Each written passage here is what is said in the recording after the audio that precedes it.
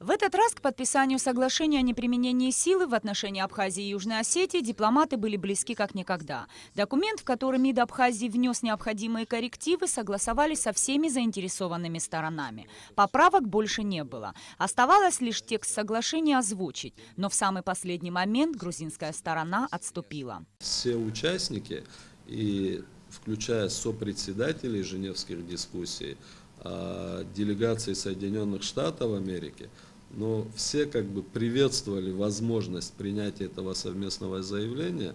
Ну и скажу так, были немножко в недоумении, когда грузинская сторона все-таки попросила отложить.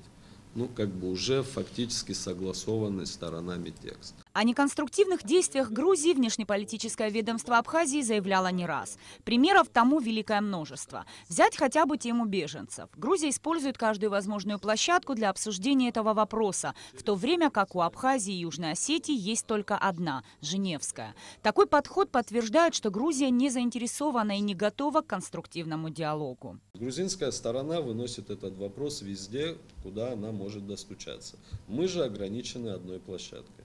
В связи с этим мы вместе с делегацией Южной Осетии подписали совместное заявление, в котором говорилось о том, что мы впредь не намерены обсуждать эту тематику на женевских дискуссиях до того момента, пока не будут созданы равные условия для сторон для обсуждения этой тематики. С разговорами о том, что женевский формат бесполезен для Абхазии, министр иностранных дел Дауркова не согласен.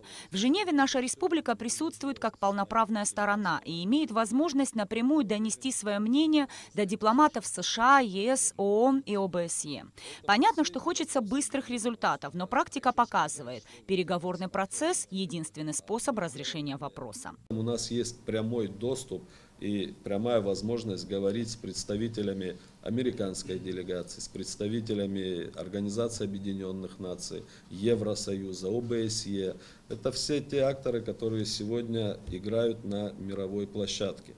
И сегодня все зависит от того, как мы будем вести этот процесс, какие вопросы мы будем ставить на Женевской площадке. В рамках женевских дискуссий обсуждение ведется в формате двух групп по вопросам безопасности и гуманитарной проблематики. Впервые в обсуждении второй группы принял участие заместитель министра культуры и охраны историко-культурного наследия Абхазии. Батал Кубахи рассказал журналистам, какие вопросы они обсуждали и с каким результатом разошлись.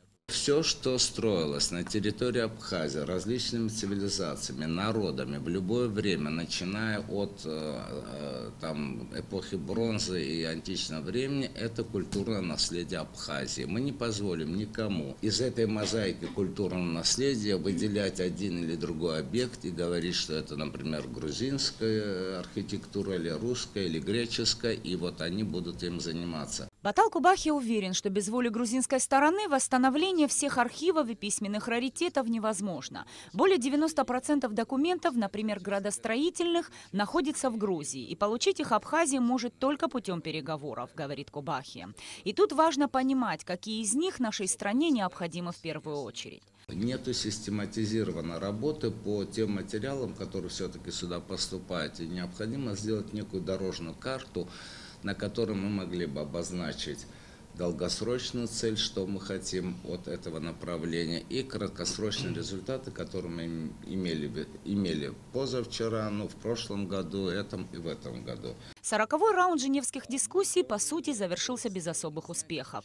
Подписать главный документ о неприменении силы так и не удалось. Но расстраиваться наши дипломаты не спешат. И уже в октябре намерены продолжить диалог, результатом которого может стать подписанием долгожданного соглашения.